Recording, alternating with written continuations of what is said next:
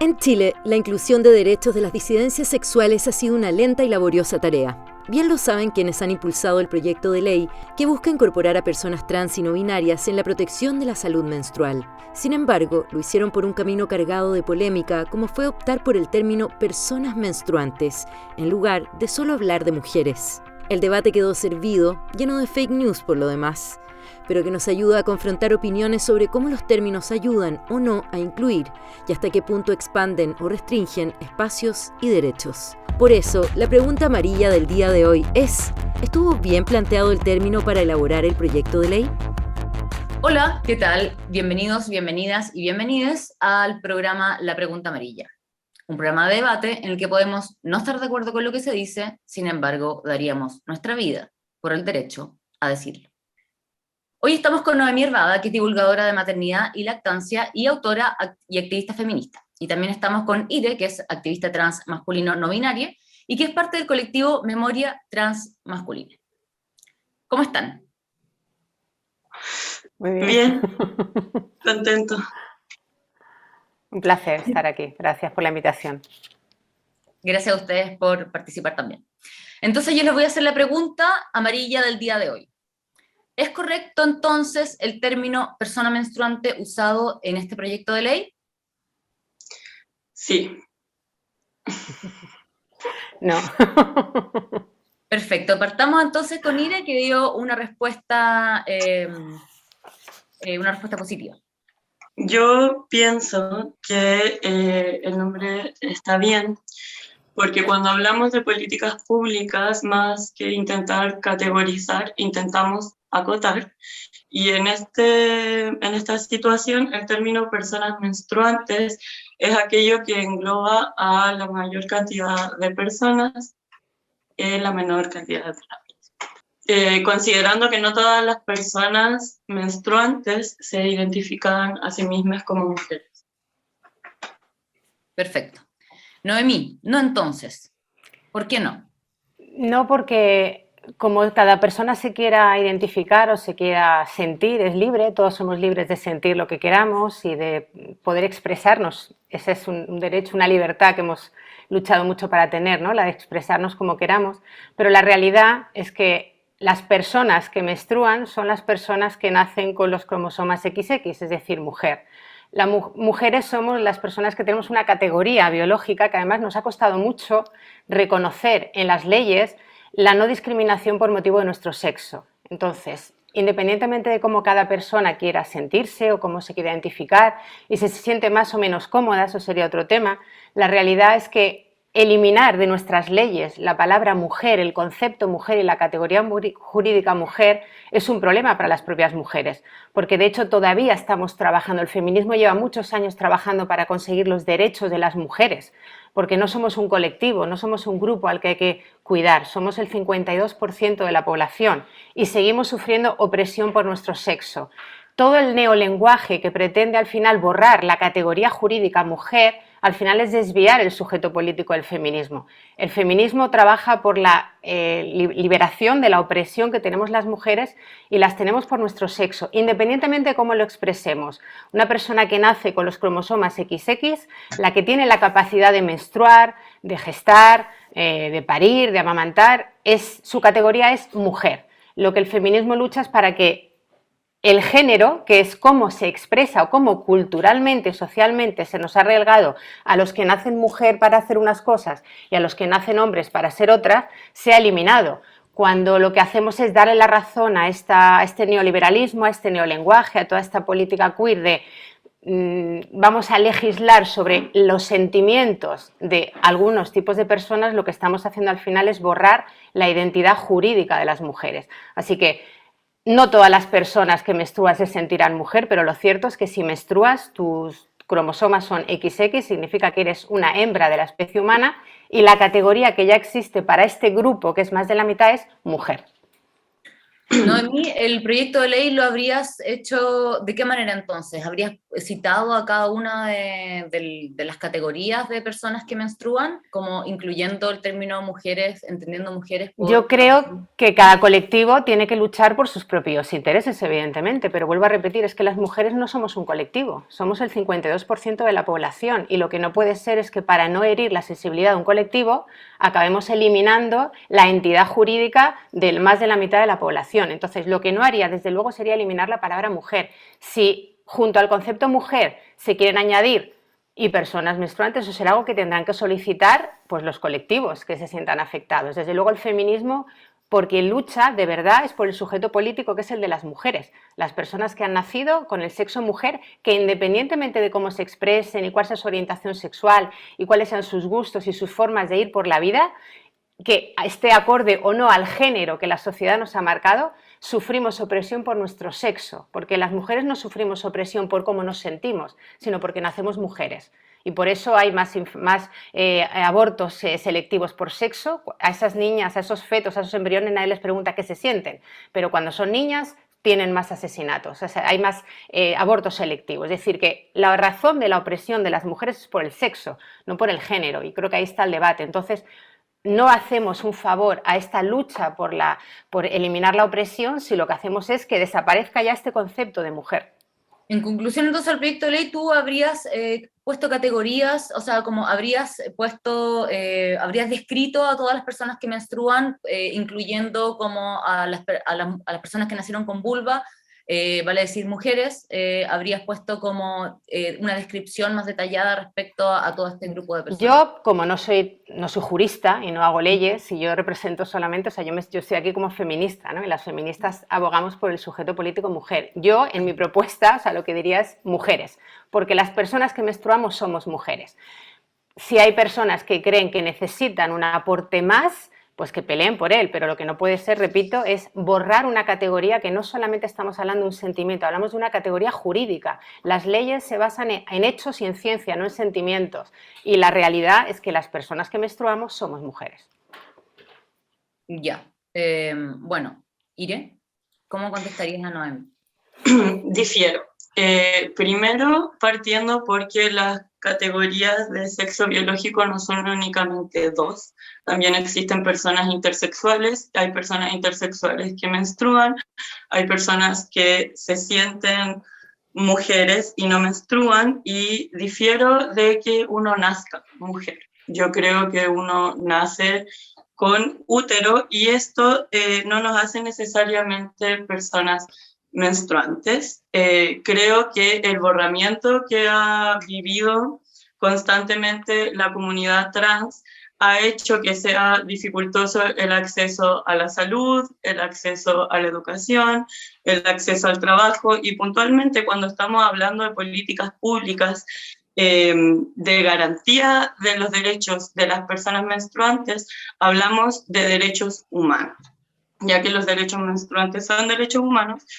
Y respecto de esto, no estoy de acuerdo con que diga mujeres, porque primeramente porque no todas las mujeres pueden menstruar, incluso si se trata de mujeres cisgénero. Hay personas que tienen menopausia antes, hay personas que por condiciones de salud no pueden menstruar, hay mujeres trans que no menstruan, por tanto la categoría mujer no estaría englobando a todas las personas menstruantes como si personas menstruantes, lo cual es un término que bajo ningún punto va en una dirección de querer borrar al sujeto mujer, sino más bien de poder englobar a todas las personas que tienen la capacidad de menstruar, independiente sean o no mujeres. Creo que si bien tenemos algo en común, es la invisibilización que hemos sufrido por parte de como el sujeto hombre heterosis dentro de la sociedad, más negarnos entre nosotros no me parece que llegue a un buen puerto, y siento que cuando hablamos de una política pública que habla de dignificar la menstruación y cómo tenemos acceso a los cuidados de esta misma, debemos hablar de cuerpos o personas que menstruan. Si en el presente hay personas que pueden autoidentificarse como hombres o legalmente tienen su DNI como hombres y menstruan, deben tener acceso a estar incluidos dentro de esta política pública, y la idea es que no quedemos nuevamente en el desamparo de la legislación, que es lo que constantemente nos pasa a las personas trans. Bueno, lo primero, la intersexualidad no es una norma, es una anomalía biológica. Es como si dijéramos que ahora las personas con síndrome de Down, porque tienen una alteración en un cromosoma, son otro tipo de especie. O sea, el ser humano es binario. Y es que negarlo es no tener ninguna base para sentarnos a debatir. Es decir, en la especie humana hay macho y hay hembra. Y eso es lo que hace posible que sea una especie. Entonces, el binarismo es la base de nuestra biología. Las personas intersexuales no son un tercer sexo, son una anomalía dentro del sexo y además son una cantidad anecdóticas, como si ahora dijéramos que las personas que en la época de la talidomida, que nacieron un montón de bebés sin brazos y sin piernas, pues ese fallo, por así decirlo, en genético por el que estas personas nacieron sin algunos de sus miembros serían otra especie y serían otra cosa que no son ni macho y hembra. La realidad es que la normalidad biológica es que somos machos o somos hembras. Y las hembras de la especie humana somos mujeres. Tenemos derecho a llamarnos así. Y sí nacemos mujer, es decir, nadie nos asigna un sexo. Tu sexo no está en tus genitales, no está en tu útero. Tu sexo está en todas las células de tu cuerpo. Tu sexo, si tuvieras que ponerte un tratamiento médico, necesitarás decir no el sexo con el que tú te identificas, o el género, en este caso, con el que tú te identificas, sino el real, porque va a afectar a tu tratamiento, va a afectar a cómo metabolizas las medicinas. Si te quieren hacer un trasplante, tendremos que saber qué sexo real biológico tienes para saber y minimizar el riesgo de rechazo. Si quiero saber cómo detectarte un infarto, me interesa saber si has nacido hombre o mujer, independientemente de cómo te sientas y cómo te identifiques. Es decir, eso es una realidad. Y lo cierto es que la ley no puede legislar en base a sentimientos ni en base a cómo yo me siento. Así que aquí el tema de debate sería este. El género es una expresión que la cultura ha dicho que los chicos, los que nacen hombres, tienen unas determinadas características, atributos y libertades, y en este caso las que nacemos mujer tenemos una serie de limitaciones, de cargas y de roles. El feminismo lleva luchando para eliminar el género. Si ahora hacemos del género una categoría, estamos invisibilizando la lucha de tantos años de eliminar la opresión. Y en este caso, los trans masculinos, de hecho, tienen más espacio dentro del feminismo que fuera, aunque lo cierto es que el feminismo no trabaja por los colectivos trans, el feminismo trabaja por el sujeto político mujer. Y el sujeto político mujer es toda aquella persona que ha nacido con el sexo biológico, porque la realidad es que el sexo no se puede cambiar. Podremos performar la apariencia, podemos tener tratamientos que modifiquen ciertas cosas, pero la realidad es que el sexo no se cambia. Y creo que un punto de partida para trabajar por los derechos humanos es partir de la realidad y no de misticismos, porque al final esto de no se nace hombre ni mujer me suena como hay angelitos y almas en el cielo y aterrizan en cuerpos y a veces se equivocan. Esto es una idea mística y religiosa, no es una idea científica. No podemos discutir en este momento qué significa hombre, qué significa mujer, o sea, se pueden dar argumentos, sí, pero en este momento como que el punto y el foco de discusión sería como cómo se nombraría el proyecto de ley considerando como todas estas diferencias que hemos tenido a través del tiempo, la invisibilidad tanto de personas que nacieron con útero como las personas trans. Entonces, por ejemplo, a mí me gustaría saber, en el caso de IRE, cómo podría eventualmente ayudar esta ley a personas que, por ejemplo, como es IRE, que es un hombre trans, en el momento, por ejemplo, que van al consultorio, porque es una persona menstruante, ¿o no? Sí, voy a hacer un paréntesis antes. Siento que es una falta de respeto referirse a las personas intersexuales como una anomalía. Creo que está totalmente fuera de lugar respecto de la conversación y no se habla de una especie diferente o de una tercerización, sino se está hablando de una realidad de muchas personas que viven y que hasta el día de hoy tienen que enfrentar un montón de consecuencias de mucha violencia en sus corporalidades respecto a que se piense que solo se pueden hacer hembra o macho, ya que estas personas difieren de ambas categorías. Yo no he dicho Cerrando que sean eso, ellas una anomalía, he dicho que es una anomalía genética, igual que yo tengo miopía, que es una anomalía de mi globo ocular, es decir, no estoy hablando de que no es una etiqueta peyorativa, es una realidad biológica. Cierro paréntesis también. Gracias. Agradecería no ser interrumpido cuando estoy hablando y voy a responder a lo que me preguntaron. Respecto a cómo esto podría afectarnos al momento de acceder a la salud, si nos ponemos en el caso de que el proyecto de ley dice los derechos de las mujeres en lugar de personas menstruantes, ¿qué pasa cuando una persona cuyo DNI dice hombre necesita asistir a un consultorio o a un hospital para requerir productos de higiene menstrual?